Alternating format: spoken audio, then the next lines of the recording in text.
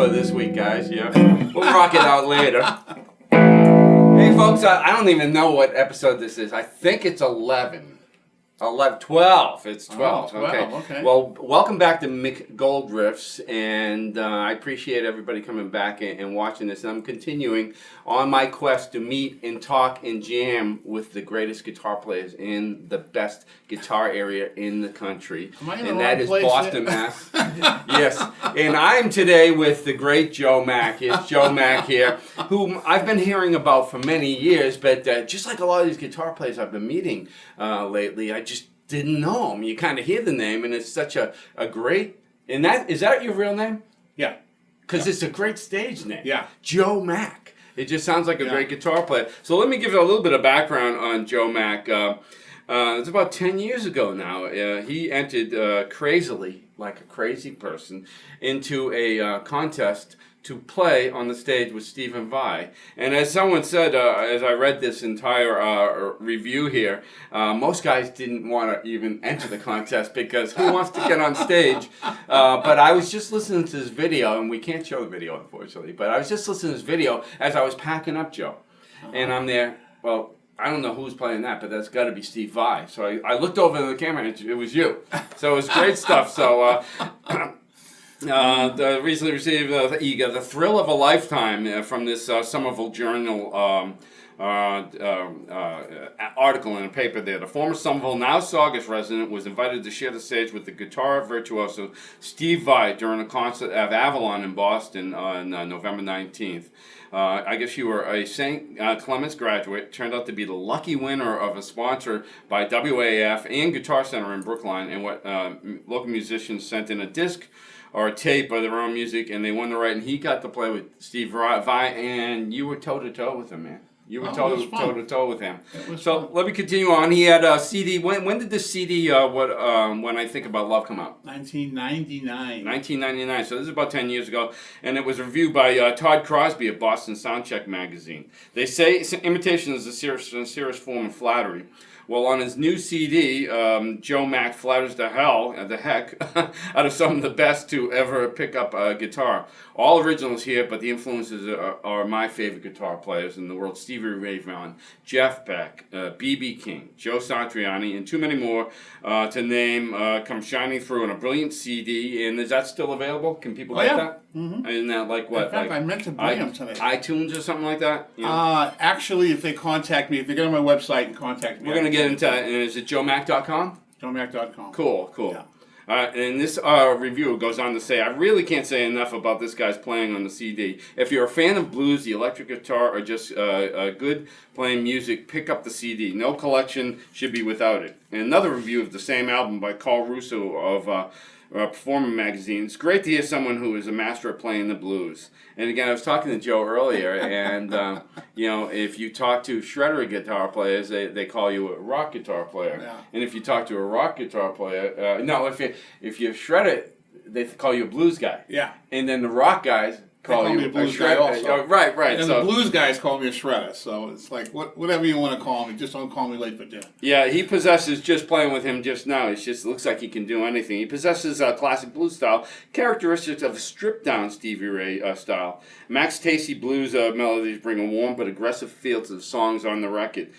Joe brings an element of belief to the listener, even on the disc's ballads. His versatility as a guitar player and singer make this album great to work that it is. And at the end of this, or somewhere in the middle, I want to ask you, let me start with it. Tell me about that Tommy Emmanuel picture. We went to see him in Portland, Maine. And my fiance bought tickets, and we made a day out of it. We went up there. And he was great, right? Then He seems like a great guy. He is fantastic. Yeah. He's a really nice guy, really down to earth, really funny. And then we saw him in Lexington a few months later. Right, Carrie Hall, something like that. Yeah. And he was even better, if that could be imagined. I said, Tommy, we saw you in Maine and you were fantastic, but you was kicking ass. I hope so. I've been working my ass off. I said, he's about our age, and he's still practicing like 10 hours a day. Yeah. Type of guy. He's just amazing. And for those who don't know Tommy Emmanuel is probably the greatest fingerstyle guitar player, but he can play with a pick as well as anybody. I saw him. No, I saw. There's another kid, Joe Robinson. Do you know Rob? No. Joe was part of the Guitar Army with Robin Ford. And his mentor, he's about 22, 23-year-old kid from Australia. And he's got that finger picking thing down does too. he? Yeah. But I've seen Tommy with a pick. He can. He uses a thumb pick. Oh, is it a thumb pick? Yeah. And he can as fast as anybody. Yeah. In Lexington, he had a guy who was like the champion harmonica player in the world. He was like unbelievable. So they did a duo thing? No, they opened for him and his wife. Cool. He was a great guitar player too, and then they all jammed at the end. But what a harp player! I've never seen the like of him anywhere. So how did you meet Tommy? Did you go up after stage? No, was he was signing CDs and bought a T-shirt. And this time he couldn't take any pictures in Lexington. For some reason, they weren't letting him take pictures. But hey. There are a bunch of venues in the Greater Boston area. One is the Center for the Arts in Natick. Another one is Cary Hall over in Lexington. Another one is, I think, Cabot up in Beverly. Yeah, in Beverly, yeah. And there's another one that's in Medford. I forget the name of that. That have national major league acts that you will get 100, 200 people there, and nothing against the big acts. They fill up Gillette Stadium. I mean, my hat's off to those guys. But most of them aren't anywhere near the musicality. You go to see a Tommy Emmanuel, and you get to meet him. I don't believe in the term greatest guitar player in the world, but if I did, Tommy's in that level. Well, he has his thing that he does. You know, he's not like a John McLaughlin or something like that, but he's a picker with an acoustic guitar. And you have to remember, he doesn't have any effects, he doesn't have any dirt, he doesn't have any sustain. Everything is just bare knuckles in him. Yeah. And for what he does, it's just totally amazing. You walk out of there with your jaw on the floor. And I respect that, really. And I don't play that much acoustic guitar, but I play respect a ton of what it, he does. It's interesting. I went to Berkeley, and I was a freshman in Berkeley, and I was 18 years old. This is early 70s. Mm-hmm. And I went to see a guitar player who was pretty much exactly my age, who was playing with Chick Corea. Al Di Meola. And Al Di Meola was right in that conversation with greatest guitar player in the world. And it depends on how you handle it as a guitar player or any sort of artist. It's like, you can either get inspired or bummed out. Do you agree with that at all? Yeah. You know what I mean? Because sometimes you can, man, maybe I should get that accounting degree because whatever Al Di Meola is doing, or Stephen Vai, or Eddie Van Halen, now as I've gotten older, it's like I get inspired and it pushes me to work on some stuff. Well, I met Al Di Meola with his first band at the Jazz Workshop, and I had a little tape recorder going. And for those who don't know, Jazz Workshop these are older guys. We're older guys here. We've been around the Jazz Workshop, the greatest musicians in the world. We come to this dumpy little place, in Boston. And so I met Joe Pass there. Mm-hmm. You met Al Di Meola, and so he probably was even younger than you. Oh yeah, he's younger than me. Yeah. Funny thing was that I traveled over to England. And I did some of the solo stuff, and I played some original music and Gail said to me, Gail Moran Korea, she goes, you sound like Al Di Meola. He was my husband. That's a compliment, And I went, yeah, I know, very much. Thank you. Because I was so influenced by him. Some of my original music has that flavor to it. The Latin stuff, Yeah, no, I love that Latin stuff, and I have an acoustic nylon string tailored. I love a lot. I'm not playing it as much as I used to. So let's get back into the Joe Mack story. Tell me, so where are you from? Originally from Somerville. Somerville. I grew up right near you in Alston, Brighton area. Okay. So Somerville, early '60s, your maturation period of time. Tell me about this thing. What happened? A guy across the street started playing guitar. Yep. And I was like, oh, wow. Same age? A little older than me, my brother's friend. Yeah. And so I got interested. I got a Stella, of course, from Sears. Right. We all got those. Yeah. Sears right in the center of Cambridge. Davis Street or over in Cambridge. Okay, yeah. Right, cool. Leechmere Sears, one of those.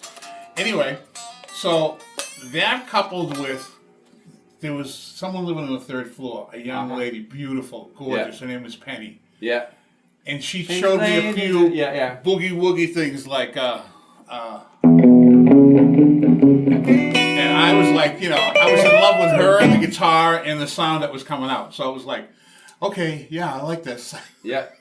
So that was my first association. We have to keep this family friendly, but there is a connection for us, many of us guys, and guitar and girls, because many of us were not great with girls. So, you know, we needed a prop. So go on, man. Served me well. Yeah, yeah. So anyway, that was basically the start. And I, listen to records. How old, man?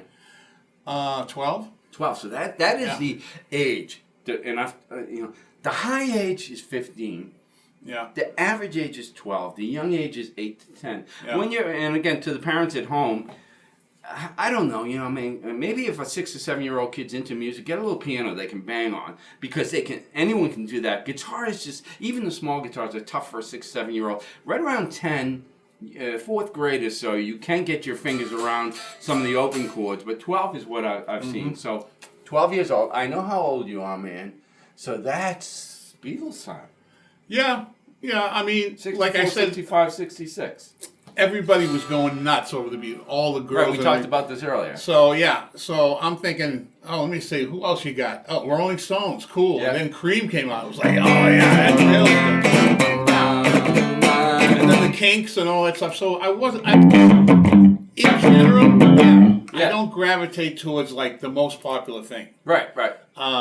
My repertoire with the band and with my solo act is all kind of eclectic. It's like Lee Ritenour, Larry Carlton, Robin Ford.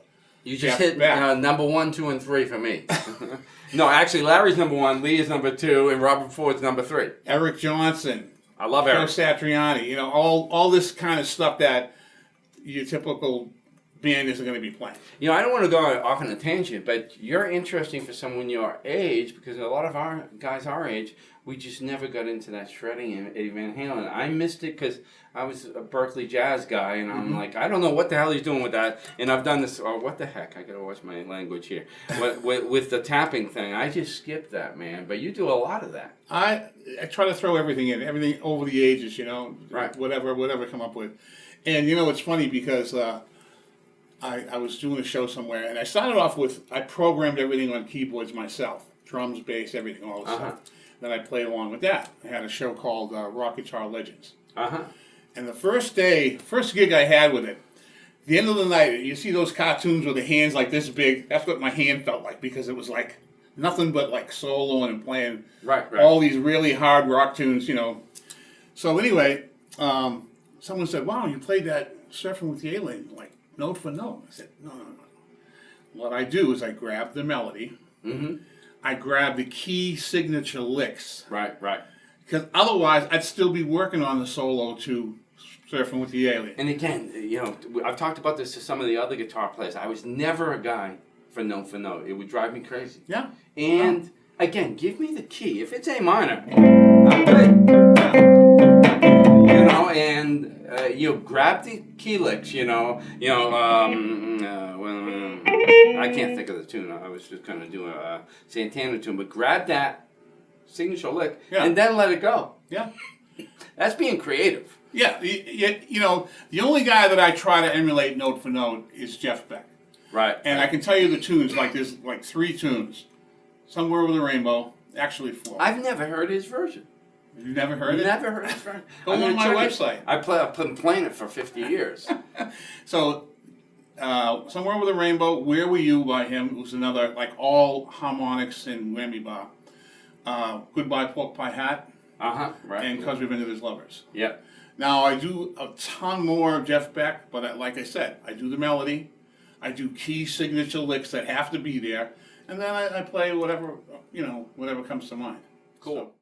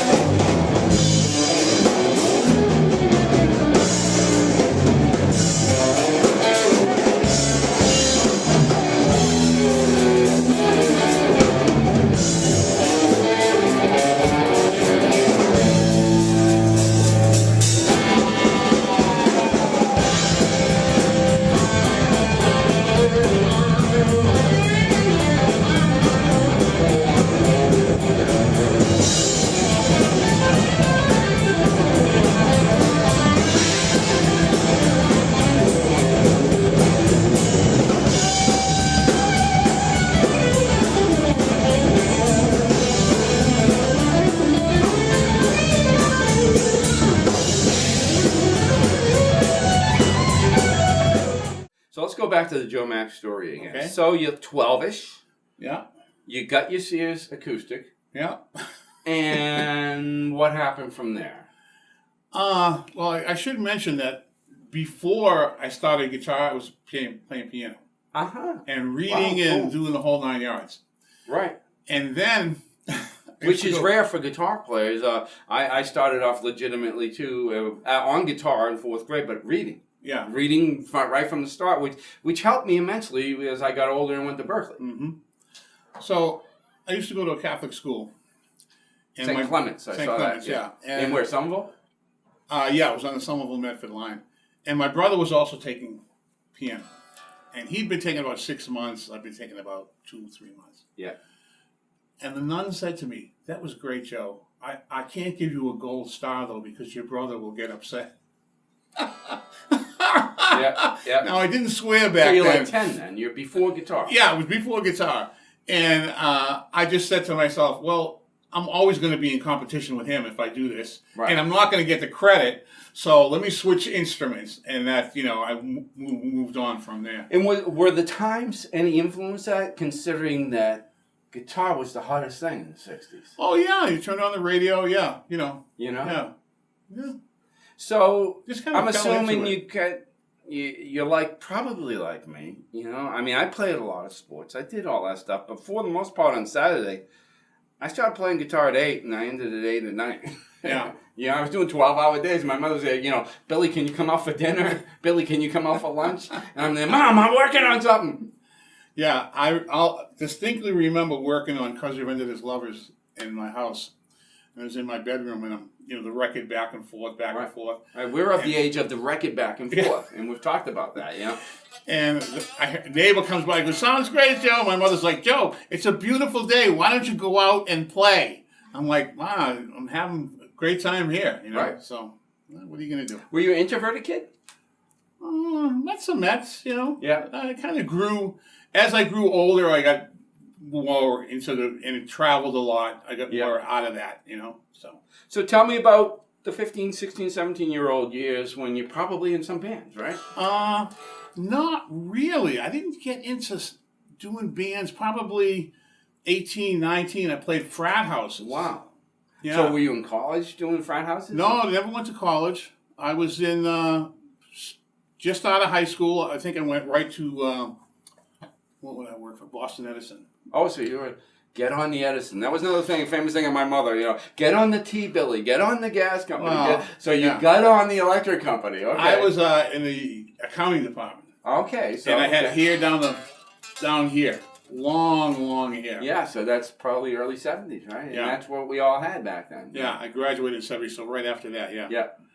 Yeah. Real long hair, and I was doing stupid things like smoking pot. Right. It was the early 70s. And somewhere along the way, I decided that I wanted to play. And I sat my parents down. I said, "I want to be a musician." My father was cool. My mother was like, "No, you don't want to do that. No." My mother was very supportive of anything I did. Yeah. My father was, military and also came from the finance world, and he thought it was insane. Yeah.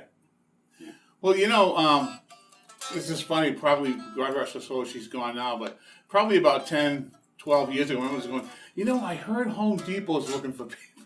Right. They're always worrying about it. It's not going to happen, Ma. It's just not going to happen. But anyway. So 18, 19, you found some guys and you started playing. Yeah, actually, my brother's friends were a little bit older than me, and I started jamming with them. Mm-hmm. It's funny because my brother used to rehearse downstairs in a room that he used to sleep in, and it was kind of a spare room we had, and he'd rehearse down there, and I'd listen to the guys rehearse, and I'd always go down and mess with the guitar player stuff. He used to bust me because I'd leave it plugged in and the battery would be dead. Yeah.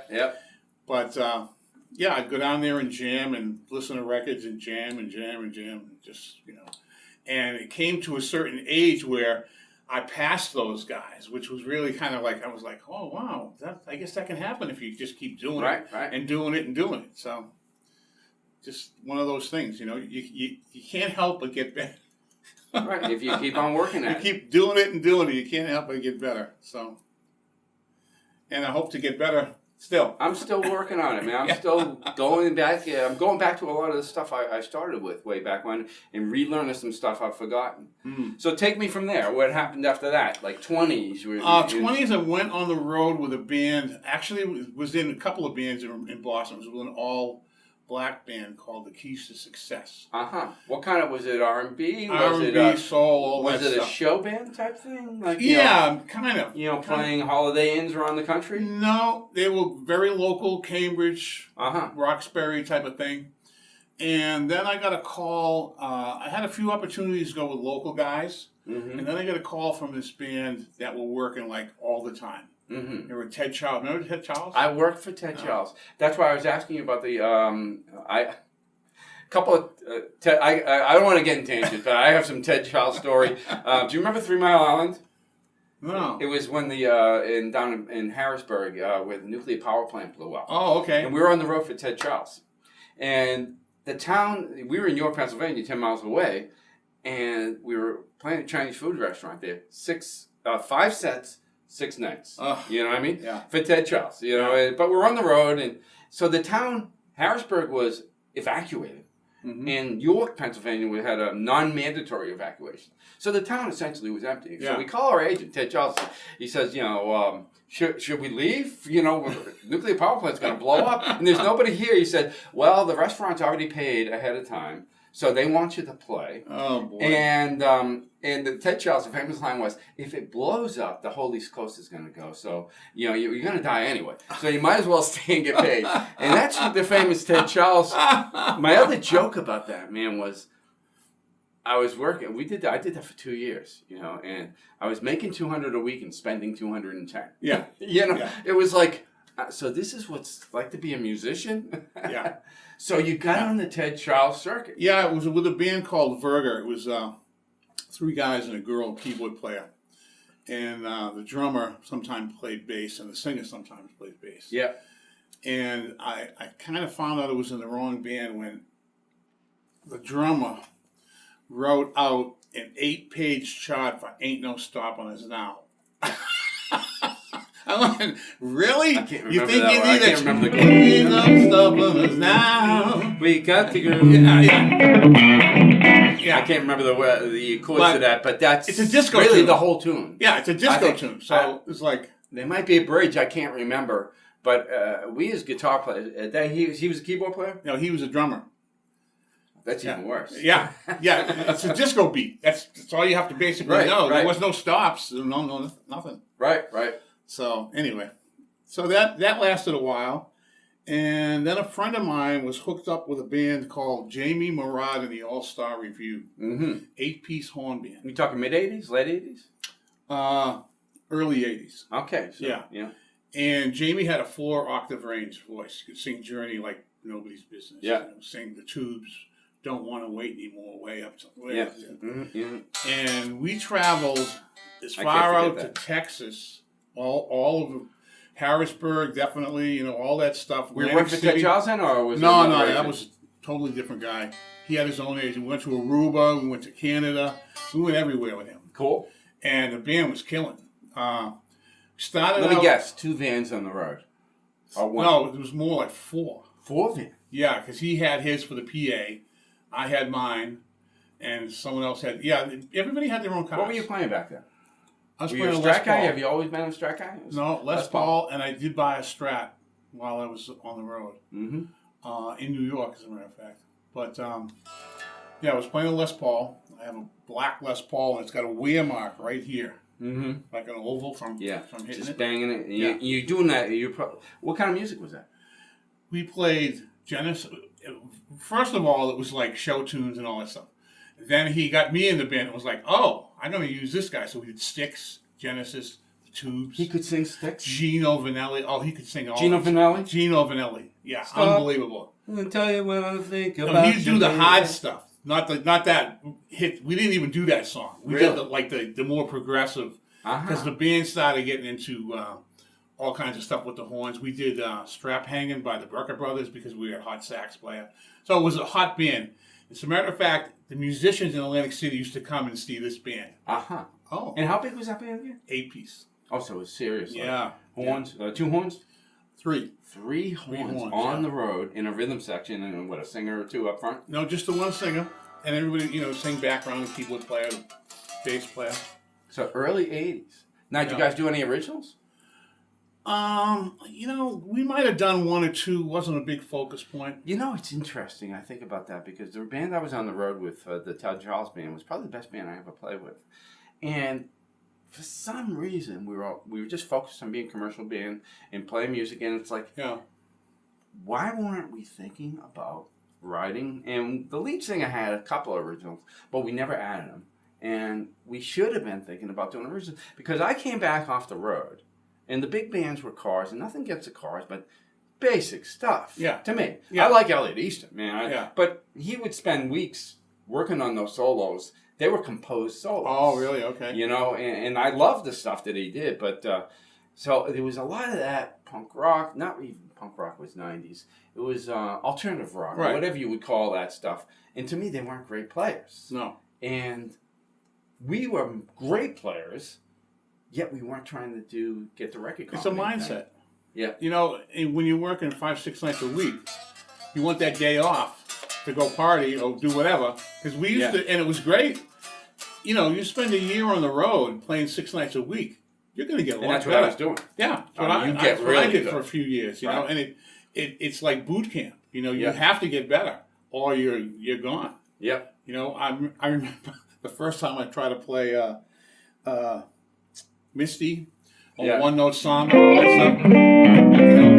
The first night I played it, I fell flat on my face. I got all that. I shed it the next day, and it was like, okay, I can get through this stuff now. Yeah, let's talk a little bit about that because I came from that legit sort of jazz background, the heavy duty Berkeley thing. I went to Berkeley with a big rock amp and a Les Paul and left in long hair, and left with short hair, a boogie, and a 335.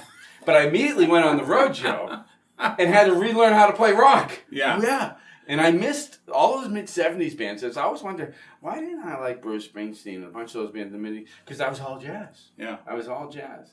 So how did you pick that stuff up without like a jazz teacher and that sort of stuff? By ear. Yeah. Again, everything by ear. The old guys. We have two of these. And I would give the 4 years that we have against any of these young whippersnappers because guess what they can do, Joe? What we didn't know. It's like, now kids these days can look and see, oh, he's on, on the 7th fret, and there's somebody on every song you can think about who will break it down to the note and the pick angle. And that stuff, we didn't have any of that. No, it was just ear. So, and stuff like Misty and stuff, I just arpeggiate the chords and do this. I just had to feel myself around with it. Yeah. And I was by no means a great jazz guy doing that, but I didn't suck either. So it was kind of like I got better at it as I went. Yep. Then I studied with Bruce Bartlett. Doesn't ring a bell. Okay, but tell me about that. Well, Bruce, I met on the road in Albany, New York. He was playing a hotel, and I was playing across the street in a hotel. Mm-hmm. And he was in a band called Cookbook. And mid-70s, still early 70s? That was back then, yeah. So I started, he's from like Chelsea. I'm like, oh, okay, great. So I started studying on and off with him. I'm like one of his longest knowing students, except for his brother, who's also a great guitar player, Brian. But so we had this association where I'd study for a few years, I'd take a break, come back, study for a few years. How would you do it if you guys were on the road? This is when we didn't have Skype back then. Yeah. Well, this was when, we didn't always stay on the road then. Right. It was more like out and back, out and back. So I studied with him, and he turned me on to a lot of different stuff, and we started doing some gigs together because I want to work out tonight. Why don't we do a gig? Okay, great. Cool. So still good friends today. He teaches at Berkeley now. Mm-hmm. I got to look him up. Bruce Bartlett. Yeah. I'll get a quick story about Bruce. Bruce had a Chick Corea tribute band. Steve Hunt. Chick Corea tribute. I wouldn't want that pressure. You want to find the hardest music in the world to play? Chick Corea. Well, he had Steve Hunt from Alan Holdsworth's band on keyboards. Wow. Okay. Yeah. So they're doing a tribute. They're giving Chick the keys to the city. in Chelsea. Yeah, yeah. So they hire The his chick band. is from Chelsea, for those Yeah. of you who don't know that. So they hire the band, and chick comes over to him on a break. She goes, "Are you famous? Should I know you or something?" Bruce goes, "No." He goes, "You know that song that you just played?" He goes, "You transcribed that yourself?" He goes, "Yeah." He goes, "I wrote it, and you play it better than me." Did you give him a card? Anything? He's not really that self-promoting. I don't know if you know Scott Cerulli. Do you know him? He's No. a great local guitar player, also a professor at Berkeley. Youngish, probably mid-40s in that range. Mm-hmm. In his 20s, he said he spent most of his 20s transcribing. And I can't think of transcribing is when you listen to something and you write it down. And that would drive me out of my mind. Yeah. Would that drive you out of your mind? Well, I do it to a certain extent with tablature Uh-huh. for students. Or for myself. So you're teaching. I want to talk about that. And Yeah. again, like I told you, I've been a musician my whole life, but I was also, raised in the family and all that. I went in the legit straight world, as we call it, and did that sort of thing. And tablature came, and I didn't even know it.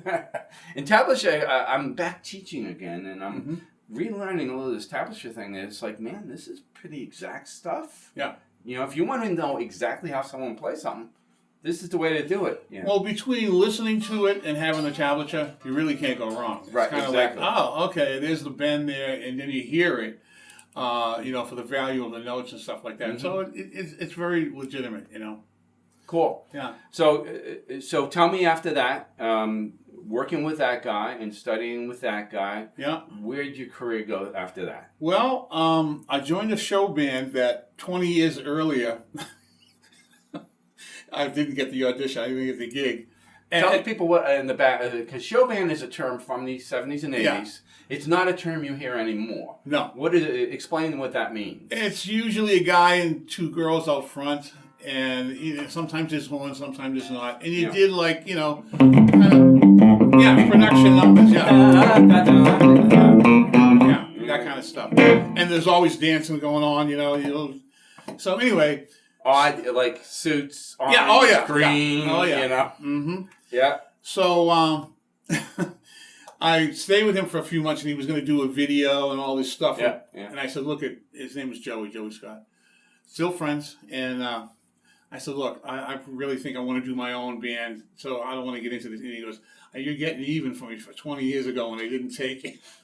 I said, no, I'm not, but it was funny. And so I started my own band. I've had my own either trio or quartet for the last 20, 25 years. So the Joe Mack thing came up. Yeah. Okay, cool. Yeah, and we started doing, I have a live CD also out with basically that lineup. Like Chris Billius on keys was fantastic.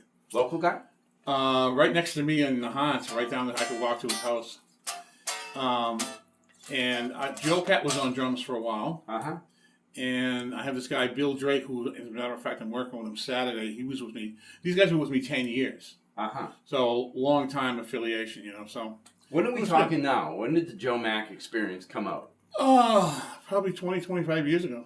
Okay, so 20 years ago, right when that CD, which was 1999, right? Yeah. In that range. That's a funny story, if I could tell you Sure, that. yeah. So, I'd had a steady Thursday night gig, right? So, Really? Friday. Yeah. In Those are hard to get. Yeah. In Lynn with the band. And I get a call Friday around noontime. And the guy goes, is this Joe Mack? I said, yeah. Is this Joe Mack, the guitar player? I said, yeah. What's up? Well, Steve Vai is calling your name as we speak. I said, what are you talking about? He goes, you won the contest. Why aren't you here? I said, I had a gig last night. How about I was going to win the contest? And for those who don't know Steve Vai, top of food chain? Pretty much, yeah. Joe Satriani, And a good Steve guy Vai. from what I hear. Huh? And a good guy Yeah. from what I hear. Yeah. So, anyway, I said, okay. And they said, get down here. He's waiting for you. I said, all right. So I drove down to Guitar Center in Boston. Uh-huh. He Right already- near Fenway Park, that one? Huh? Right near Fenway Park? Yeah. Okay, yeah. So he said he already left. He's go over to Avalon. I said, all right. So I went over to Avalon. There's a big tour bus. The guy gets out. I says, is Steve around? No, he's not around. So I wait 5 minutes. And who comes out but Steve Vai with the same guy. And I said, hi, Steve. My name is Joe Mack. I won the... He goes, oh, great. I said, how does this work? Because I have a gig tonight. He goes, oh, if you don't want to do it. I said, no. I want to do it. I said, just tell me how it works. He goes, well, you show up around 5 o'clock. You come on around 6:30, 7 o'clock, and that's it. I said, okay, great. So I went home, and I set up all the equipment at the gig that I was going to play. You're at the gig, right? Yeah. I got a guy to sub the first set. Mm-hmm. Sure. And I'm on the way in town to play with Steve. I'm calling everybody I know. I'm going to be playing with Steve I tonight. And one guy, the owner of Bristol Studios, Rick Poulin, videoed that he got permission. Right. He got permission and he videoed. And so here I am behind stage for an hour and a half, listening to these guys rip it up. And I'm doing everything I can so that my hand doesn't turn to stone. Right, right. I'm just trying to breathe and stay loose and everything. So I come out and they go, okay, we got this guy. And you're not a kid at that time. You're 40s? Yeah, 1999. So yeah. But still, I would imagine I'd be frightened out of my brain. Well, and when you're frightened as a guitar player, it's just like anything. Golf, or I'm also a pilot. When you're nervous flying, you're just not nearly who. Well, you're stiffing up, which you don't want to do. So anyway, I'm listening to these guys. And I'm just going, okay, be cool. So he says, okay, we got this guy coming out, Joe Mack. He won the contest, and very little applause. And plugged me in, and he goes, "Come on, this could be you here." And then very little applause. And then I played a few licks, and then they started clapping. Okay, all right. He says, "All right, so we're gonna play." I said, "Oh, we said we were gonna play Freeway Jam." So that's what we did, and it was fun. And then he said to me, "Do you know Black Dog by Led Zeppelin?" I said, "No." He goes, "Okay, you gotta go. See ya." I have since learned Black Dog. Which one's that? How's that go? Oh, that one. Yeah. I don't know I've that. since learned. What's the other one? Let's play a little bit of that. Freeway Jam? What is the break? Let's see.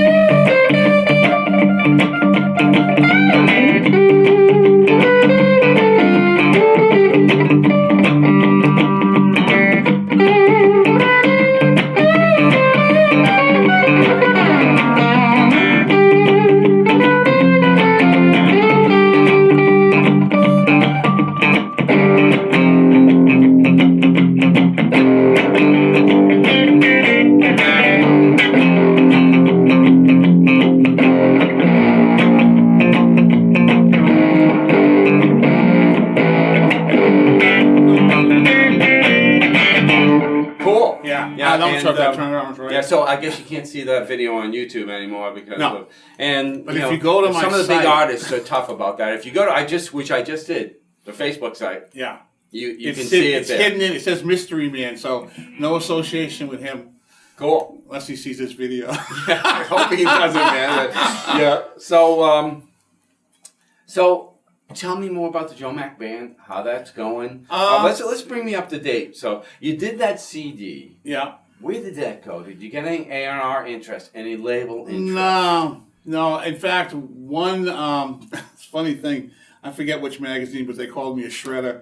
And I was like, I was trying to be more of a blues guy. Let me interrupt. Yeah, that was the thing I've skipped over here. Describe your style. Oh, God. I like to play a little bit of everything. If I had to play blues on, I wouldn't be happy. If I had to play Joe Satriani on, I wouldn't be happy. Yeah. If I had to play country on, I'd like to throw in a little bit of this, a little bit of that. My criteria for what to play is that it's good. Right. Good music. I tend to believe there's good and bad. Know what I did yesterday to interrupt this thought here? I did something. I forced myself. I teach too. I teach over in conservatory over in Newton. Mm-hmm. And for an hour drive, it was an hour drive, I made myself listen to Kiss 108. Okay. Awful. It's so hard. There's not a human on the recording. Yeah. It's all computerized robots from what I can hear. Uh-huh. And it's funny because every second or third song is one. 6 minor. Every other, it's a second song. the same chords. And it's not a bass player. It's definitely a synthesizer. The keyboard sounds robotic. There's no drummer. There's no real drum. It's a boom. And I'm there. I was trying to kind of, because it's funny about that particular station. They're only playing 6 or 7 songs, and every hour it's the same 6 or 7 songs. Yeah. And it's just where the business has gone. And I don't know how I got back into that, but I was asking you about A&R and that sort of thing. Yeah, no, and you never got that big break to get a record contract. No, I always thought about, remember Charlie Farron, right? Charlie, yeah, is great guy. Played with him many times. And then there's Bruce Bartlett, who used to have a Tuesday night at Riles and just rip it up, like doing fusion and all kinds of stuff. And so I said to myself, Charlie, I was going to see Bruce, and Charlie was on the radio with "Fool in Love." Right. And I said, and then he only had 1 or 2 hits? Yeah. And I said, I'd like to land somewhere in the middle between Bruce's playing and Charlie's popularity. Somewhere in there would be really nice to have. I heard Charlie did what I did. He kind of went the straight, regular world, and he did well in that. Yeah. And now he's, I think, is he your age? Is he more? We're around the same age, yeah. Yeah, so he's doing music, I think, full time. Yeah. Yeah, he's come to, I've done shows with him. I did a show with him and John Butcher together. Did a show with Charlie. Charlie would come in and, just do a set.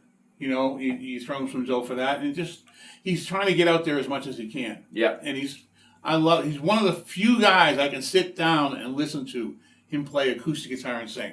Yeah. Because his guitar playing he's not just playing strumming, he's doing all kinds of stuff. Right. And plus he sings like a bird. Right. I said, Charlie, did you ever take any lessons? He goes, no, I opened my mouth at 5 and this is what came out. It's interesting. A close friend of his is another guy, Bruce Marshall. I know Bruce. Yeah. Played with Bruce. Bruce, again, as good as it gets. Yeah. Charlie Farron, as good as it gets.